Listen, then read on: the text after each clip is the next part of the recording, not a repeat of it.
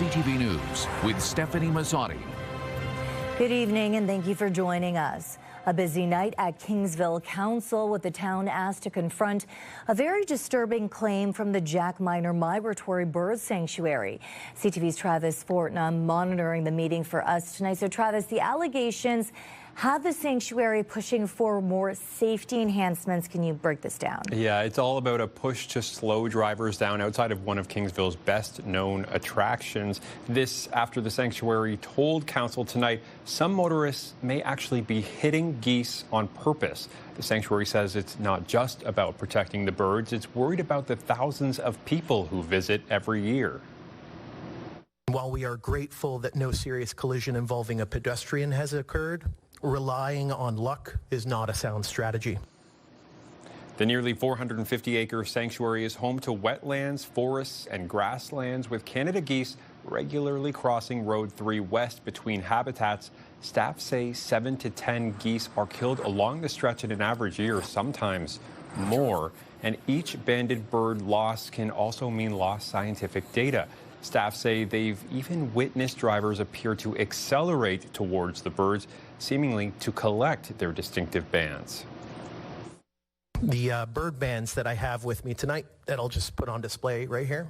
Each band that you see here tells a story, and each is a recovered band from a goose that has lost its life after being struck by a vehicle over the past 2 months alone. The speed limit through the area has already been cut from 80 to 60 kilometers an hour. The sanctuary now wants more, including better signs, an even lower limit, and possibly traffic calming measures like speed bumps or bollards. Council appeared receptive, but staff say they need more data before recommending what comes next. I did consult with our civil engineering technologist who has placed radar devices out in front of the sanctuary property and is currently gathering data related to speed limits, witness speed limits, and is also completing visual inspections to kind of inform administration on a recommendation that we would bring to council sometime in the future. And council also wants answers after last month's boil water advisory. The July 25th loss of pressure was blamed on a malfunction at the Kingsville water tower, with council told a similar problem happened in 2023. Staff will now conduct an internal review, meet with Union Water and other involved groups, then report back with findings and recommendations. As for Jack Miner, council has now formally directed staff to investigate those speed and traffic safety concerns, and there is a deadline. A report with recommendations is due back here by October 5th, the final regular council meeting of this term. Stefanie. Okay, and that's when we will follow up with that. Travis Fortnum, thank you for this wrap-up tonight. In other news, 3 adults and 3 youth have been charged following a violent home invasion in Chatham. Police say several people forced their way into a home on August 10th, assaulted residents and stole property. A 16-year-old was allegedly threatened with a knife, while a 19-year-old was assaulted, choked, and threatened with death. Police say one of the suspects later threatened the victim again through social media. 2 22-year-old men and a 19-year-old woman, all from Chatham, are facing charges, along with 3 young offenders who cannot be identified. A house fire on Old Tecumseh Road in Lakeshore has caused an estimated $600,000 in damage. Firefighters from stations 1 and 3 were called to a home in the 700 block around 11:30 Friday night. Crews battled the blaze into Saturday morning before bringing it under control. No one was home when the fire broke out and no injuries were reported. The fire has been ruled accidental, although the cause remains unknown at this time. Again, officials estimate the property damage at $600,000. Windsor police have charged 4 people with impaired driving after separate incidents over the weekend. Officers found a woman in the 4600 block of Seminole Street hunched over in the driver's seat while the car was running. The woman failed a breathalyzer test and drugs were also seized from her vehicle. Then CBSA officers at the Ambassador Bridge stopped a male driver who showed signs of impairment and had an open bottle of alcohol in the center console. The driver failed a roadside breath test. And in 2 other separate incidents, CBSA officers at the Gordie Howe International Bridge and the Detroit-Windsor Tunnel were stopped, arrested, and charged. 2 women were charged for driving impaired. More than 1,100 people turned to the Downtown Missions Food Bank for help last month alone. The organization says rising living costs are pushing a wider range of households to seek support at a time when summer donations are typically lower. CTV Sanjay Maru has more. Box by box, the Downtown Mission is helping fill a growing gap in household budgets. In July alone, its food bank provided groceries to 683 households, a total of 1,173 people. We've also seen an increased number of young families with children. For example, on Friday, I was walking into the mission after a meeting in the early afternoon, and there was a young family with 3 children in line. So that's always heartbreaking to see when you see young kids in line with their parents in our food bank line. The pressure is far from limited to the city's core. The UHC Hub of Opportunities supports 15 food banks across Windsor-Essex. And CEO June Muir says they're all feeling it now more than ever, because while the demand does not take a summer vacation, donations often do. People aren't thinking about food banks as much as they do at Thanksgiving or Christmas time. What I think about during the summer months is children, families that have children not having enough to eat.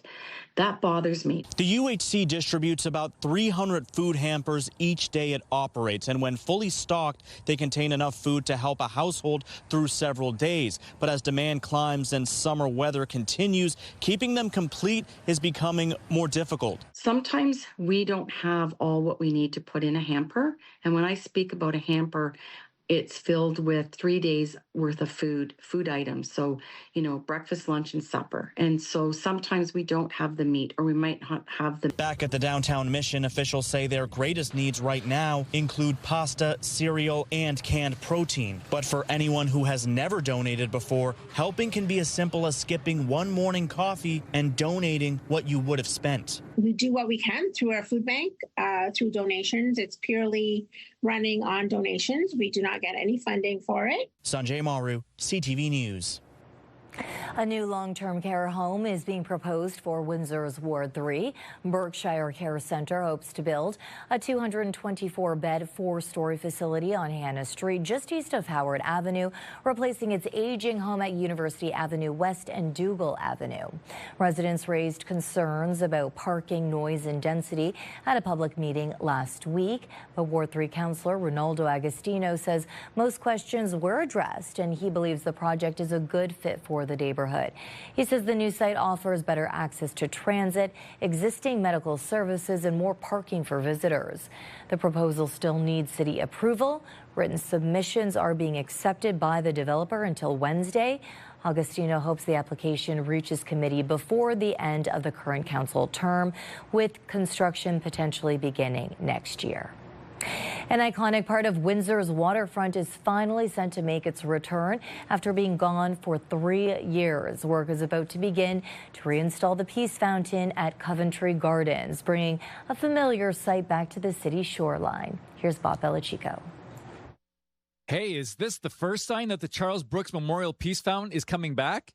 Unfortunately, no. But the city says the project is finally moving forward. I've missed it for the last few years, but I'm looking forward to it coming back. We'd definitely like to see the fountain come back. The original fountain was removed in 2023 after 4 decades of service. The next year, council approved a $10.5 million project to replace the fountain. We really enjoy it. We think it's a great attraction for Windsor. Oh, it was lovely to bring guests to the city down here to see it and hang out. Nearby residents received a letter from the city saying work will begin later this month. What's important is that we have the proper transformers, which are going to be going in this year, as well as all the pumps that are necessary, making sure that everything is up to par and ready for the final installation of the Peace Fountain. The new fountain will be reminiscent of the old one, with water shooting skyward and cascading beautifully back into the Detroit River. This fountain is going to be very similar to the last one, but it will have better components which will be able to endure the weathering effect of the fountain.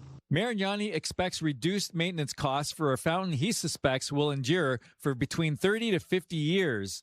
The contractor for the project is Burlington-based Bronte Construction. The fountain is expected to be done and ready for installation next year. Then we'll have that day, that grand opening on September 21st, the International Day of Peace. and the Peace Fountain will be lit up for the first time in a long time. Bob Belichico, CTV News. Meteorologist Gary Archibald has your full weather details coming up in about 2 minutes' time. Still ahead, confirmation from Prime Minister Mark Carney. He will be talking to President Donald Trump before Wednesday's trade deadline. As promised, Gary Archibald joining me now. Gary, quiet overnight. Quiet overnight. I think it will be, relatively speaking, calm in terms of the winds. Less than 5K, mostly clear. Beautiful night in general. Sit outside, right? Patio or your deck and take it in. Of course, the mosquitoes, though, have been a problem in the Archibald's backyard of late. Don't get me started on that. Of course, we can always enjoy a little bit more of the sunshine today. It was a mixture of sun and cloud, fair weather cloud, sunny but not too warm, not too humid. And why? Because the ridge of high pressure has kept us quiet and clear, not likely to see any precipitation, at least for the next, say, 10 to 12 hours. Next system could be coming from the west, and with it, there's even a chance Tuesday night, overnight into Wednesday morning, those clouds could bring with a front some thunderstorm activity. As of right now, no rain expected between now and dawn tomorrow, and I don't think we'll see any rain at least until maybe 8 or 9 p.m. Tuesday night, and then overnight into Wednesday morning. Speaking of the overnight, mostly clear. I'm anticipating the lowest temperature before dawn Tuesday morning at 17 degrees Celsius, and again, the winds less than 5K per hour. So it's a quiet night. Beautiful. Speaking of beautiful, beautiful morning and midday. In the afternoon, it's not bad. It's just we'll see increasing cloudiness. Note the temperatures for this time of the year, seasonal for the morning through the midday and afternoon. We'll see a high of about 27, feeling like 30 at peak, close to about 4:30, 5 o'clock for your Tuesday afternoon. That's average for this time of the year. And then those overnight showers, potential thunderstorms could lean into early Wednesday morning. 25 degrees the high, slightly below seasonal by about 1.5 degrees. Then sunny for Thursday and Friday to end the work week for most, 26 followed by 27 respectively. Saturday, Sunday, Monday, cloudy for those 3 days, and a chance of showers for those 3 days as well. Note also temperatures falling off about 26 on Saturday down to 24, followed by 23 for Sunday. And then Monday, that is a look at the next 7 days of your weather. Stefanie?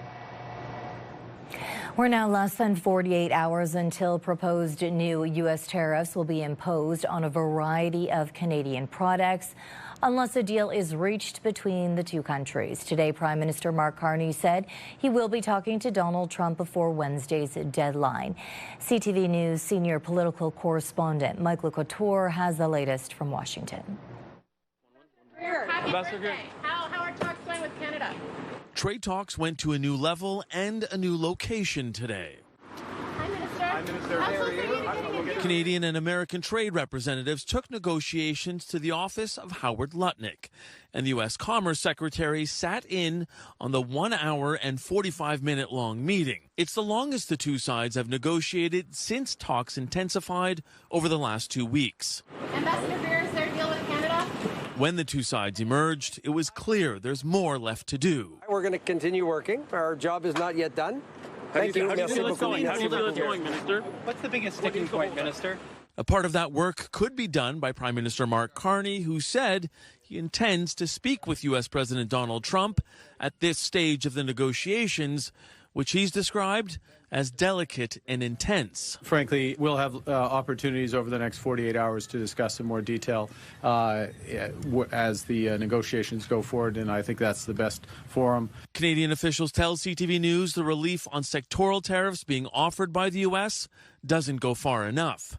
Lowering tariffs on the steel, aluminum, auto, and lumber sectors has been a key demand by Canada, and the level of tariffs is a matter of survival for the automotive industry. 10, 15%, especially if it's baked in, especially if it's long-term, those companies will give up. One U.S. source says the American side might consider a 12.5% tariff on autos. Ontario will be prepared for any and every scenario, but this is why I have been pushing so hard for a united Team Canada response to this attack. The deadline for a deal is less than 48 hours away and could impact up to $28 billion worth of Canadian exports to the U.S. The Canadian Chamber of Commerce says that would be devastating for small and medium-sized businesses. Mike Lecouteur, CTV News, Washington. Even though consumers may feel pinched at the supermarket, prices are rising at a slower rate. A bit of relief if you can wrap your head around that logic. CTV's Paul Hollingsworth went shopping to see how far your dollar will go today. When shoppers go to the grocery store, based on the vibe, it feels like, at best, food prices are staying the same. Or going up, but not going down. According to Stats Canada, food inflation dropped to 3.1% in July, down from 3.9% the previous month. Analysts say it's good news, but not great news. We're still seeing pressure on grocery prices on food. The high cost of food continues to contribute to an ongoing affordability crisis. The inflation pressures on households, is still problematic for many households in Canada. Chicken and fresh vegetables saw a slower rise in price. Cereal products are slightly cheaper. Fresh fruit, most notably berries and melons, are now more expensive. I feel for a lot of people, families in particular, and people on fixed incomes. We decided to go shopping, grabbing numerous grocery items, including cereal, pasta, bananas, seafood, chicken, and berries. Total price, $99.67, barely enough to fill 2 small grocery bags. This shopper is getting creative to save money. Try to buy in bulk, try to freeze things, do a lot of freezing, doing a lot of Googling of what can be frozen. For how long? Many shoppers tell us they are resigned to paying a lot for groceries, and when prices go down a bit, it doesn't even get noticed. It has forced them to shop around for better deals, be selective, and only buy the essential items they need. Paul Hollingsworth, CTV News, Halifax.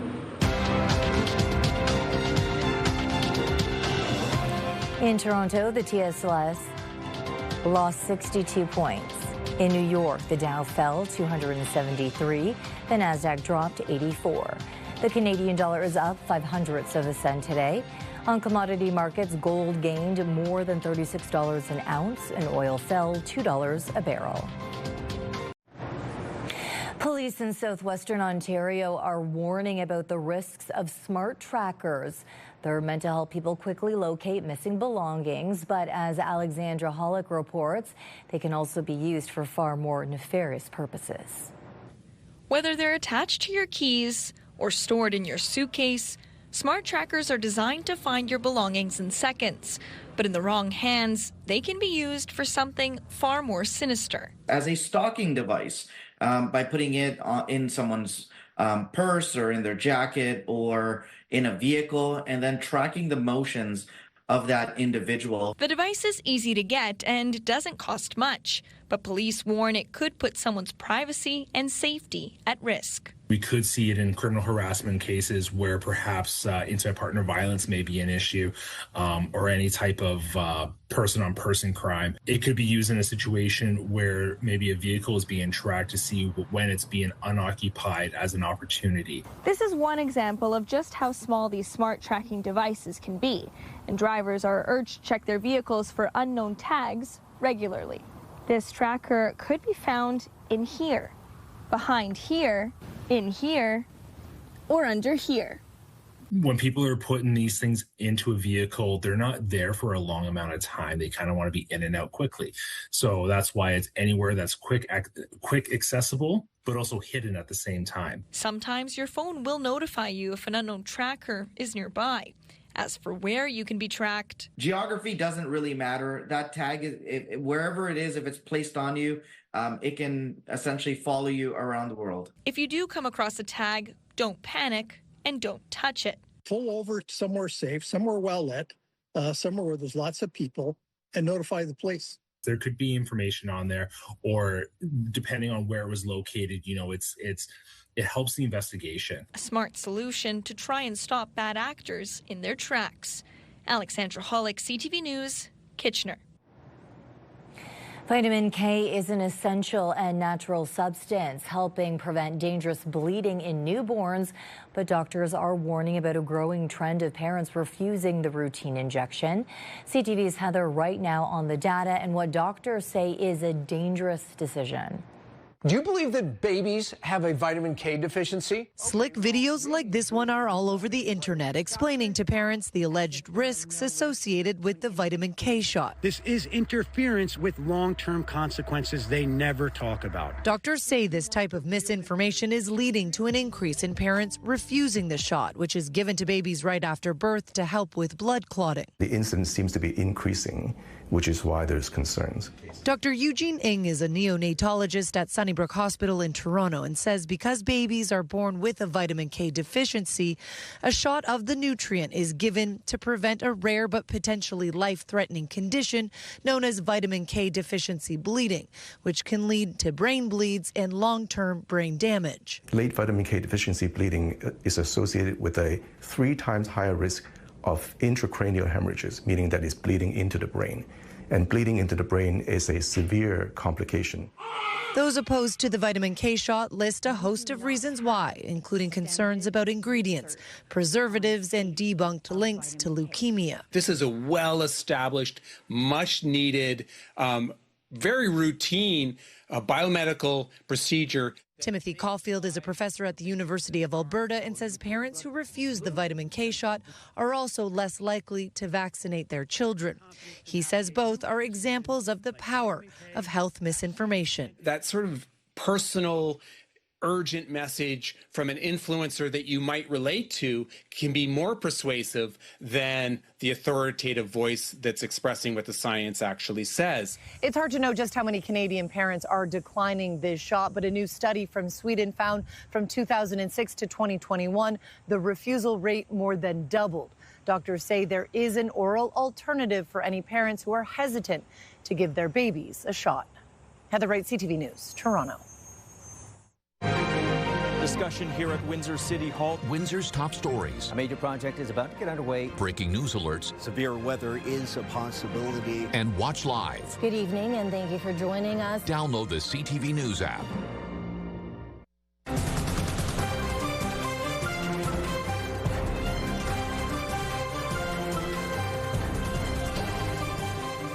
A 9-year-old Windsor boxer says she is ready to get back in the ring after making her debut along the city's riverfront. Put your hands together for Natalie, the Bruiser Brown! Natalie Brown faced 8-year-old Vlada Kosenko of London during Border City Boxing's Rumble on the River Saturday. The bout will not count towards either participant's official record since sanctioned boxing matches in Ontario begin at the age of 12.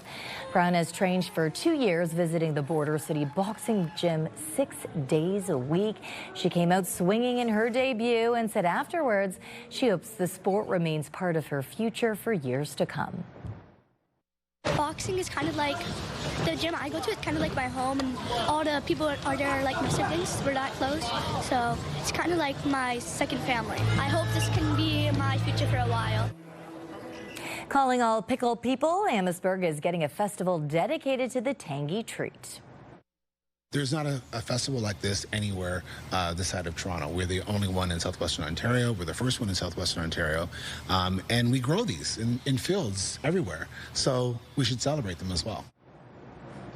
The inaugural Pickle Me Softly Festival is coming to Wolfhead Distillery on November 1st with around 30 vendors, specialty food and drinks, and an afternoon of yacht rock, Organizers say the festival celebrates the cucumbers grown throughout Windsor, Essex and Chatham, Kent. Festival goers can expect everything from pickle-infused bread to pickle Caesars. We've actually never done something like this where we've had 30 vendors. When we do the Chili Fest, we have 8 maximum. So it'll be interesting to see bringing in that market element to the distillery. Gary, okay, I'm feeling pickles. I like pickles, but pickle-infused bread? I'm going to have to give it a try. Yeah, I'm not thinking that would be necessarily really tasty, but I do like pickles, sweet and sour ones, and pickles in my hamburgers, that sort of thing. Some people hate that. I get it. Well, just pass those pickles on to me if we're at a restaurant then. Looks pretty good. We'll pass along some more sunshine for tomorrow morning through the midday, early afternoon before the clouds start to increase for the evening. Overnight showers, maybe even thunder showers Thursday.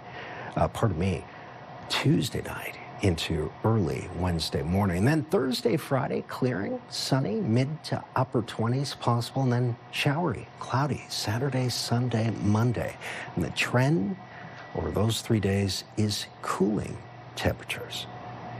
Let's look at your 7-day forecast. You have yourselves a good night. Stefanie? Finally, tonight, a little bit of Halloween has arrived early at the Great Canadian Superstore in Chatham, and it's one lucky catch. A rare orange lobster turned up in the seafood department. They've now named it Pumpkin, and the odds of finding one like this are about 1 in 30 million. Pumpkin weighs roughly 1 to 1.5 pounds, small enough to fit in both hands, and has quickly become a bit of a celebrity with customers. Experts say that of the 80 to 100 million lobsters caught around the world each year, only a handful are orange. Right now, Pumpkin is hanging out in the store's lobster tank, where curious customers have been stopping by for a look. But the store is hoping that's only temporary. It has reached out to an aquarium, hoping Pumpkin can trade the seafood department for a permanent new home. Until then, this rare little lobster is enjoying a whole lot of attention and a pretty celebrity status in Chatham. That's your news for tonight. Thank you for joining us. See you right back here tomorrow night.